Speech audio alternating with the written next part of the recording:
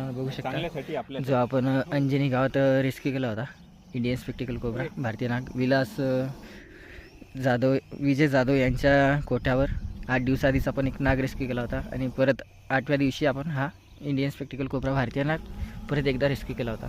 म्हणजे 8 दिवसात 2 साप पकडले आपण. न्यूरोटॉक्सिक वेनम विषारी साप. हेड साईज बघू शकता किती मोठी आहे.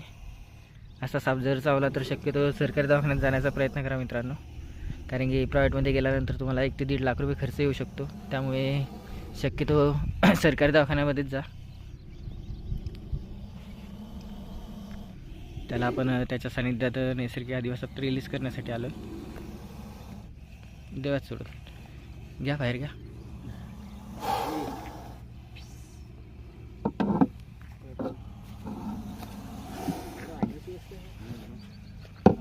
जाऊ दे, नाही तसंच जाऊ.